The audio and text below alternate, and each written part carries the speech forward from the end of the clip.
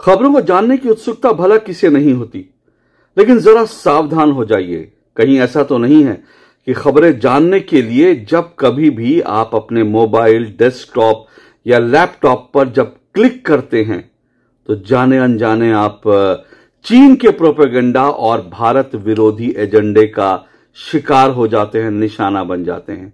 कहीं आपके साथ भी ऐसा तो नहीं हो रहा कि जाने अनजाने चीन आपके दिमाग को कंट्रोल कर रहा है खबरों के माध्यम से।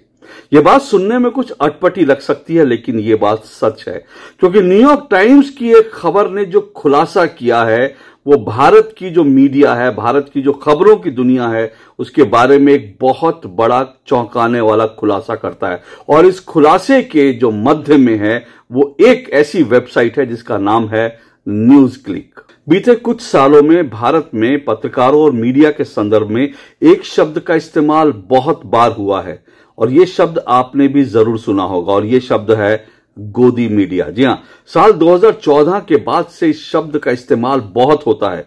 भारत के कुछ ऐसे पत्रकार जो बड़े अंतर्राष्ट्रीय, जिनको पुरस्कार मिलते रहते हैं, जो अपने आप को बहुत बड़ा पत्रकार बताते हैं, जिनको दुनिया बहुत बड़ा पत्रकार मानती है, ऐसे पत्रकार और कुछ जो बुद्धिजीवी हैं वो अक्सर भारत के एक बड़े हिस्से के जो मीडिया है, एंकर हैं और साथ साथ जो एक मीडिया हाउस है, उनके लिए ये गोदी मीडिया शब्द का इस्तेमाल करता रहा है। और इस गोदी मीडिया शब्द का इस्तेमाल करने वाले और इस शब्द का इजाद करने वाले भारत के कौन महान पत्रकार हैं वो आपको बताने की जरूरत नहीं, आप सब भली भांति जानते हैं। तो ये दरअसल जो है एक ट्रेंड बन गया है, और पहले तो ये कुछ भारत के पत्रकार और जो हैं कुछ बुद्धिजीवी शब्द का इस्तेमाल करते थे, लेकिन अब तो विपक्ष और कांग्रेस के लोग भी जो हैं कुछ एंकर्स के लिए, कुछ पत्रकारों के लिए खुलकर गोदी मीडिया शब्द का इस्तेमाल करने लगे हैं।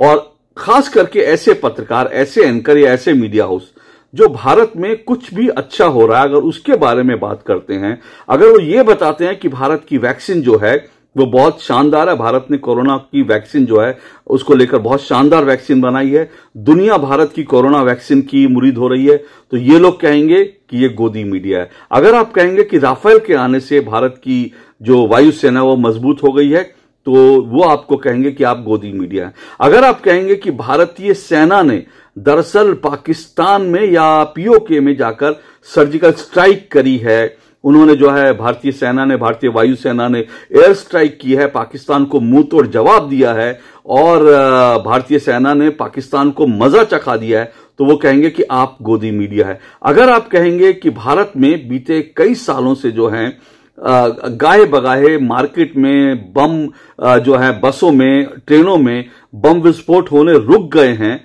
तो वो कहेंगे कि आप गोदी मीडिया है। जी हां, इस तरह से हिंदुस्तान में अगर कुछ भी अच्छा हो रहा है, अगर आप उसकी बात करेंगे तो ये लोग आपके ऊपर ठप्पा लगा देंगे कि आप गोदी मीडिया हैं। लेकिन अब दरअसल ये बात सामने आई है कि ये लोग जो दूसरों को गोदी मीडिया कहते रहे हैं वो दरअसल मोदी विरोधी चीन का गोदी मीडिया है। जी हां, एक बार फिर सुनिएगा, ये मोदी विरोधी चीन का गोदी मीडिया है। ये बात अब एक्सपोज हो चुकी है, इस बात का खुलासा हो गया है, और ये जो मोदी विरोधी चीन का गोदी मीडिया है इसकी चोरी पकड़ी गई है। और ये चोरी कैसे पकड़ी गई? ये चोरी पकड़ी गई अमेरिका के अखबार जो है, अमेरिका का एक जो बड़ा अखबार है न्यूयॉर्क टाइम्स, उसकी रिपोर्ट से। अमेरिका का जो बड़ा अखबार न्यूयॉर्क टाइम्स है उसने एक रिपोर्ट दी है। अमेरिकी अखबार न्यूयॉर्क टाइम्स के खोजी पत्रकारों की टीम ने एक जो रिपोर्ट प्रकाशित की है, वो रिपोर्ट भारत के लिहाज से बहुत चौंकाने वाली है। क्योंकि ये रिपोर्ट भारत के लिहाज से बहुत चौंकाने वाली है, इसलिए इस रिपोर्ट की चर्चा भारत में संसद से लेकर सड़क तक हो रही है। इस पूरी रिपोर्ट के केंद्र में अगर आप बात करेंगे तो इसमें एक व्यक्ति है और भारत की एक न्यूज पोर्टल है। इन दोनों का संबंध क्या है ये मैं आपको बताऊंगा, उससे पहले ये जान लीजिए कि ये व्यक्ति कौन है। इस व्यक्ति का नाम है नेविल राय सिंघम। नेविल राय सिंघम नाम का व्यक्ति जो है अमेरिकी व्यवसायी है और ये अरबपति व्यवसायी है। और ये जो संस्था है, ये जो न्यूज पोर्टल है भारत की, इसका नाम न्यूज क्लिक है। हालांकि आपने इसका नाम पहले भी सुना होगा और आपने शायद इसकी बहुत सारी खबरें पढ़ी भी होंगी, लेकिन उस पर आऊं उससे पहले आप यह समझ लीजिए कि इन दोनों का रिश्ता क्या है और दरअसल ये बात भारत के लिहाज से क्यों इंपॉर्टेंट है। ना सिर्फ इंपॉर्टेंट है बल्कि बहुत खतरनाक भी है, और इसीलिए मैं कह रहा हूं कि चीन की गोदी में जो बैठे पत्रकार हैं, इस रिपोर्ट से वो सारे पत्रकार जो हैं वो एक्सपोज हो गए हैं। जो चीन का गोदी मीडिया भारत में काम करता है, यानी भारत में जो मीडिया में चीन के एजेंट हैं, ये उनको पूरी तरह से एक्सपोज करता है। दरअसल नेवल राय सिंघम जो है, इसने बड़ी तादाद में बड़ी एक रकम है वो भारत की एक न्यूज पोर्टल जो है न्यूज क्लिक में लगाई। और अब ये बात न्यूयॉर्क टाइम्स की रिपोर्ट से सामने आ गई है कि जो नेवल राय सिंघम है, जिसने न्यूज क्लिक में पैसा लगाया है, ये दरअसल चीन के इशारों पर काम करने वाला आदमी है, यानी चीन की सरकार के लिए ये काम करता है। इसका मतलब नेवल राय सिंघम ने जो तमाम पैसा न्यूज क्लिक में लगाया, वो सारा का सारा पैसा चीन के इशारे पर भारत में आया और इस पोर्टल में आ गया। अब सवाल यह है कि चीन ने नेवल राय सिंघम के माध्यम से जो पैसा न्यूज क्लिक में लगाया होगा, वो चैरिटी करने के लिए तो नहीं लगाया, वो दरअसल उसने भारत में जो है मीडिया इंडस्ट्री ग्रो करे इसलिए तो नहीं लगाया होगा। जाहिर सी बात है कि चीन का जो एजेंडा है, चीन ने दरअसल अपना एजेंडा यानी चीनी एजेंडा और भारत विरोधी प्रोपेगेंडा को बढ़ाने के लिए न्यूज क्लिक को इस तरह की फंडिंग दी।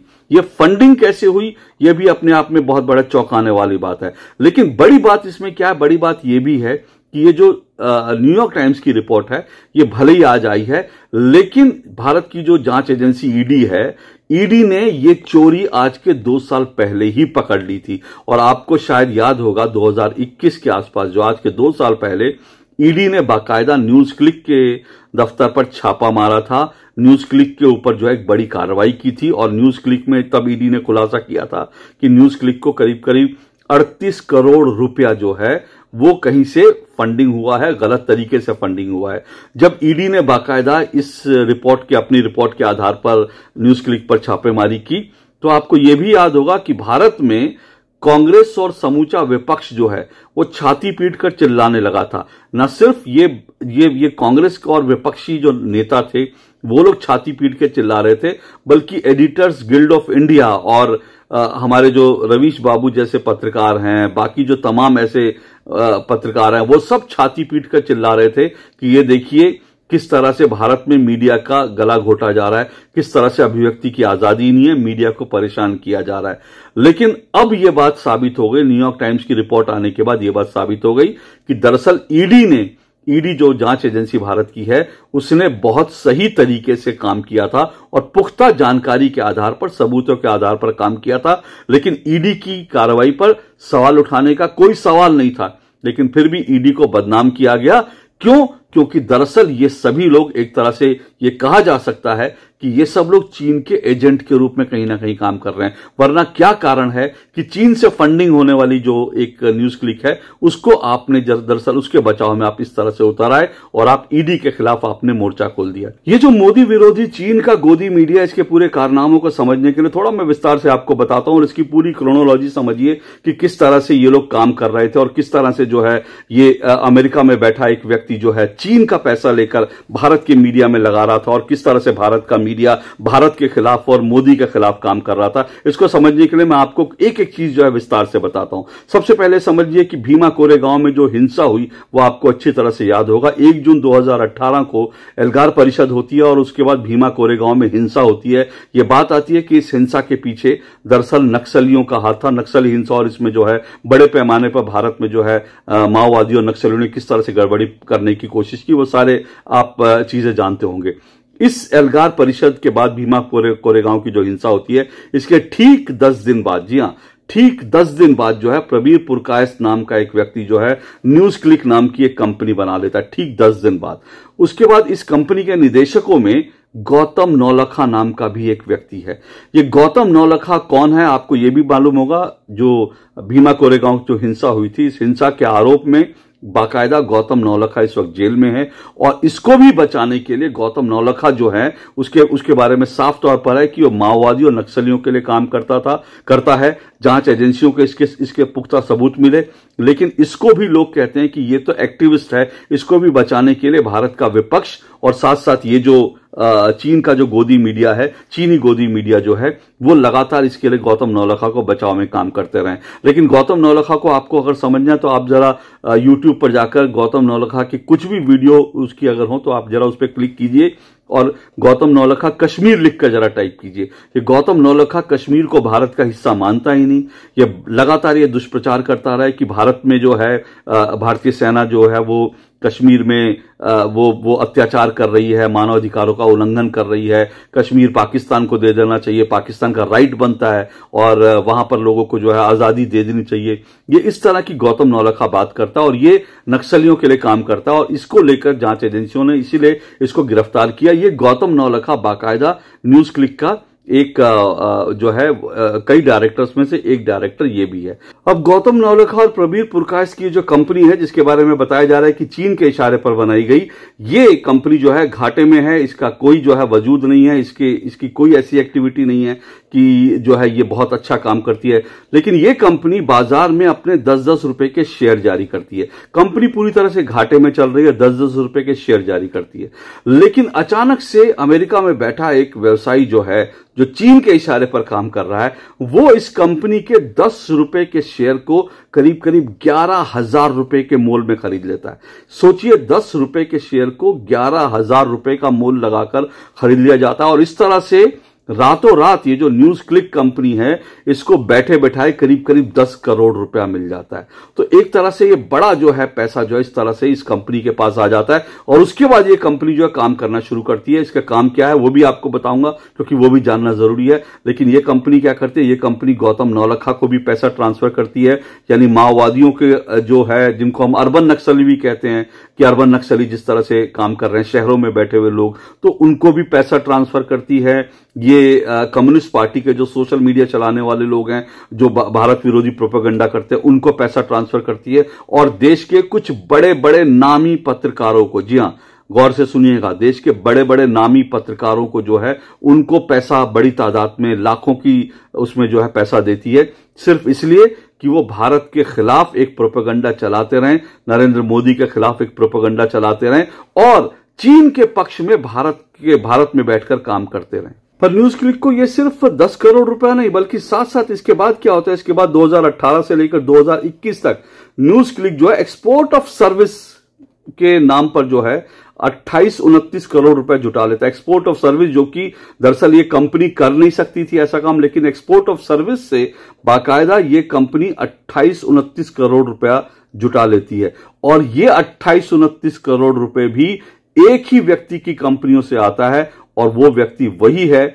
जिसके बारे में हम बता रहे हैं। वो व्यक्ति वही है जो अमेरिका का व्यापारी है, व्यवसायी है, जो दरअसल चीन की कम्युनिस्ट पार्टी और चीन की सरकार के लिए, चीन की सेना के लिए काम करता है। वही व्यक्ति जो है न्यूज क्लिक में पैसा लगाता है। और उसके बाद न्यूज क्लिक क्या काम करता है ये भी समझिए। ये पैसा आ गया, सिर्फ ऐसा नहीं है कि ये पैसा बांटा जा रहा था इन लोगों में, पत्रकारों में, बल्कि ये पैसा इसलिए आया ताकि न्यूज क्लिक भारत में रहकर भारत के खिलाफ और चीन के पक्ष में काम कर सके। और न्यूज क्लिक दरअसल यही काम कर रहा था। मैं आपको न्यूज क्लिक की आपको कई सारी आपको रिपोर्ट दे सकता हूं, आपको सिर्फ यह बताता हूं, आप जाइए जरा न्यूज क्लिक की रिपोर्ट देखिए। जब भारत में सीए यानी नागरिकता संशोधन कानून आया, तो किस तरह से इसी न्यूज क्लिक पोर्टल ने चीन के इशारे पर चीनी पैसे से कैसे भारत में माहौल खराब किया, कैसे भारत में दंगे फैलाने का काम किया, कैसे भारत में कहा कि ये जो है ये भारत के संविधान के खिलाफ है। और इसमें कौन कौन शामिल था, इसमें कांग्रेस और तमाम विपक्षी पार्टियां शामिल थी,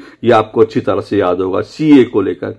इसी तरह से भारत ने जब कोरोना वैक्सीन बनाई, आपको अच्छी तरह से याद है, भारत ने जब कोरोना वैक्सीन बनाई और भारत की वैक्सीन जो है चीन से कहीं ज्यादा बेहतर साबित हुई। भारत की जो वैक्सीन थी उससे भारत की प्रतिष्ठा बढ़ी, लेकिन चीन की वैक्सीन को लेकर बहुत सारी नेगेटिव रिपोर्ट्स आ रही थी। लेकिन ये जो बाकायदा ये जो पोर्टल है न्यूज क्लिक बाकायदा जो है भारत की वैक्सीन को लेकर के उल्टी सीधी रिपोर्ट देता रहा और इसने भारत की वैक्सीन को लेकर कई तरह के सवाल उठाए और यह कहा कि भारत जो है कोरोना प्रबंधन में फेल हो गया है, भारत की वैक्सीन जो है वो उसमें इतना पैसा फूंक दिया गया लेकिन उसका कोई अर्थ नहीं। इस तरह की तमाम रिपोर्ट है। उससे भी बड़ा उदाहरण राफेल डील का मैं आपको बताता हूं। राफेल डील, जो राफेल आप जानते हैं भारत का लड़ाकू विमान जो भारत ने फ्रांस से खरीदा, ये राफेल विमान वो है जो भारत को चीन और पाकिस्तान की वायुसेना के मुकाबले में मजबूत बना देता है। यानी भारतीय वायुसेना के लिए राफेल का आना एक तरह से भारतीय वायुसेना को इतना मजबूत कर सकता है कि भारतीय वायुसेना चीन से और पाकिस्तान से दोनों से लड़ सकती है। अब जाहिर सी बात है कि भारतीय वायुसेना की अगर ताकत बढ़ती है तो चीन और पाकिस्तान के पेट में दर्द होना स्वाभाविक है और इसीलिए जो है इस राफेल के खिलाफ बाकायदा न्यूज क्लिक एक पूरा अभियान चलाता है। और न्यूज क्लिक किस तरह की रिपोर्ट छापता है उसके जरा सिर्फ शीर्षक समझ लीजिए। वो न्यूज क्लिक जो है राफेल को लेकर बताता है इस तरह की, वो उसका शीर्षक मैं आपको बता रहा हूं। वो कहता है राफेल डील छुपाए ना छुप सकेगी असलियत। यानी वो ये कहता है कि राफेल डील में घोटाला हुआ है और इसलिए वो बताता है छुपाए ना छुप सकेगी असलियत। ये न्यूज क्लिक की एक हेडिंग कहती है। न्यूज क्लिक की हेडिंग क्या कहती है? राफेल डील ऐसा बहुत कुछ है जिसे सुप्रीम कोर्ट से छिपाया गया। यानी सुप्रीम कोर्ट कहता है राफेल डील जो है सही है, उसमें कोई चोरी नहीं हुई है। चौकीदार चोर राहुल गांधी कहते हैं, उसको लेकर सुप्रीम कोर्ट उनसे कहता है माफी मांगिए। लेकिन न्यूज क्लिक कहता है कि सुप्रीम कोर्ट से बहुत कुछ छुपा लिया गया है। तो इस तरह से वो सुप्रीम कोर्ट के फैसले पर और राफेल डील जो है उसको लेकर सवाल उठाता ताकि राफेल विमान भारत में ना आने पाए। इतना ही नहीं, ये एक शीर्षक इसका देखिए, ये कहता है क्या मेरा पीएम चोर है?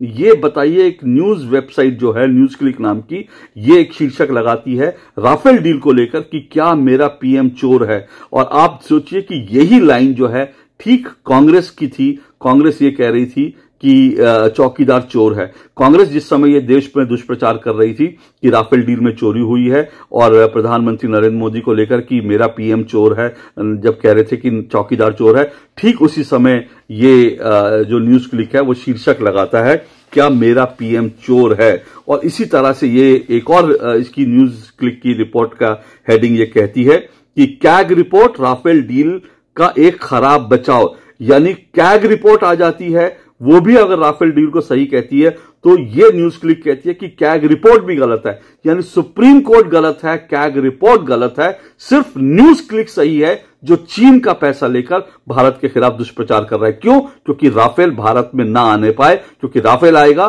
तो चीन की वायुसेना भारत के ऊपर हमला करने में उतनी सशक्त नहीं रह पाएगी, भारत उसका मजबूती से मुकाबला कर पाएगा।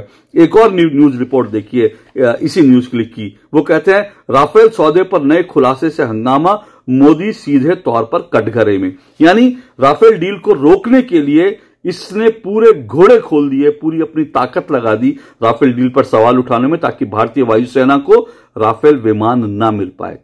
क्यों? ऐसा क्यों? राफेल विमान भारत को मिल रहा है, भारतीय वायुसेना को मिल रहा है, इसको लेकर न्यूज क्लिक को क्यों तकलीफ हो रही थी? दरअसल तकलीफ न्यूज क्लिक की नहीं थी, न्यूज क्लिक के पत्रकारों की नहीं थी। ये दरअसल पत्रकार, ये न्यूज क्लिक चीन के पैसे पर चीन के लिए काम कर रहे थे। अब जबकि ये तमाम खुलासे हो ही गए हैं तो इस मोदी विरोधी चीन के गोदी मीडिया की कारस्तानियों को, कारगुजारियों को समझने के लिए थोड़ा और पीछे जाइए और जरा याद कीजिए जब चीन के साथ डोकलाम में भारतीय सेना और चीन की सेना के बीच जब दरअसल टकराव हुआ था, उसके बाद गलवान में जब कर्नल संतोष बाबू जो है शहीद हुए थे और उनके साथ भारतीय सेना के करीब जो लगभग 20 जवान शहीद हुए थे, तब ये जो मोदी विरोधी चीनी गोदी मीडिया है तब इसने क्या किया था जरा आज याद कीजिए। डोकलाम में यह बात साफ हो गई थी कि डोकलाम में भारतीय सेना चीनी सेना के सामने आंख से आंख गड़ा के खड़ी थी और पीछे नहीं हट रही थी। अल्टीमेटली जो है डोकलाम में चीन को पीछे हटना पड़ा। लेकिन ये जो मोदी विरोधी चीन का गोदी मीडिया है ये दरअसल क्या कुछ कहता रहा, इसने कहा कि डोकलाम में भारतीय सेना पीछे हट गई,